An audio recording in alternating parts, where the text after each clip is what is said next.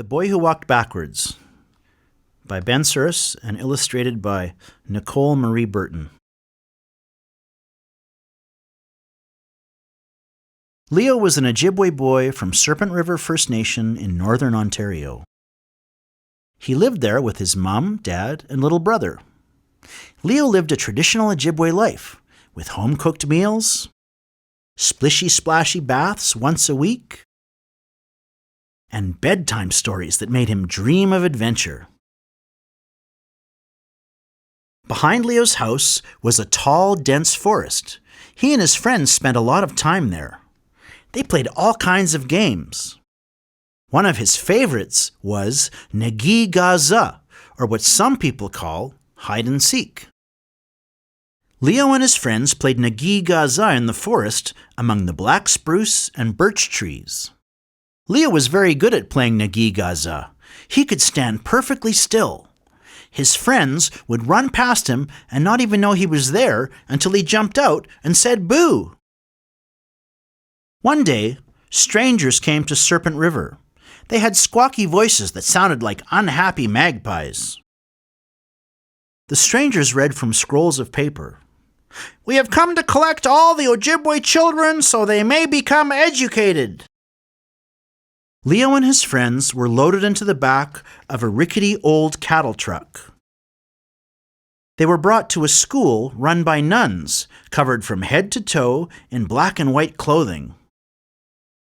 The nuns did things that made Leo and the other children feel very uncomfortable, like cutting their long black hair short. Their ears stuck out, and when the wind blew, the backs of their necks tickled. The nuns made the children sit at wooden desks in a stuffy room and speak in a language they weren't used to. It made their tongues sore and their jaws ache. They began to feel very sad and homesick. To feel better, Leo and his friends huddled in a circle and whispered in Ojibwe when the nuns weren't watching. They talked about their families, their beds at home, and playing Nagi-Gaza in the forest. This made them giggle quietly. One day, the nuns announced all the children would go home for Christmas. They told the children that Christmas is the birthday of the baby Jesus. As a man, Jesus was so special, he could keep his long dark hair. Leo was happy about Christmas because it meant he was going home to see his family. He missed them a lot. The nuns brought Leo and the other children back to their families. At home they ate good food, spoke in Ojibwe, and played in the forest among the tall trees. Leo decided he wanted to stay home after Christmas. He did not want to return to the school, but he needed a plan. The Christmas holiday went by quickly. Soon there was only one day left before the children would be collected. They decided to have one last game of Nagi-Gaza in the forest. It was Leo's turn to hide. He stood very still behind a tree and stayed silent. One of Leo's friends walked right past him, and their footsteps made loud, crunching noises in the snow. Leo stared at the footprints, and they gave him an idea.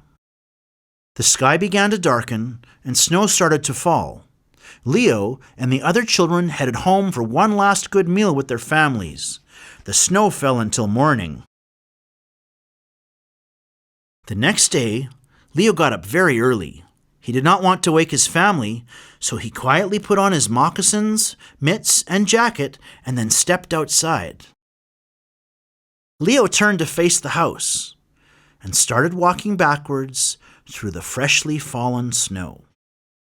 He walked all the way to the tree line and continued deep into the forest.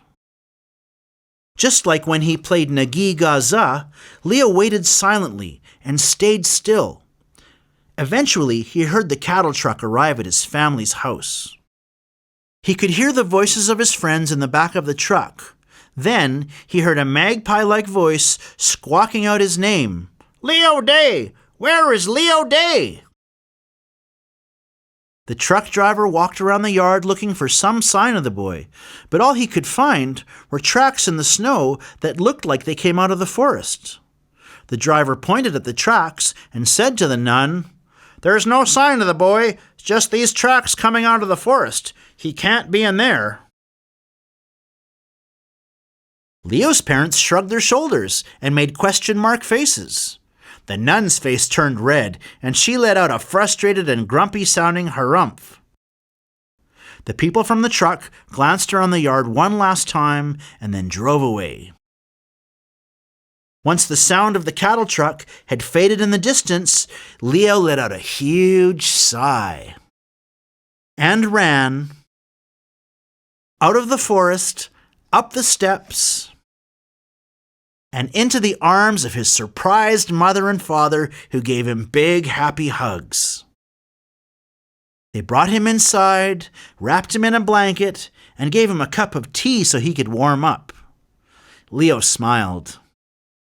Leo grew up to have many children. He learned to play the fiddle, became a respected elder and counselor in Serpent River First Nation, and he always got a sore tongue and an achy jaw whenever he had to speak English. The end.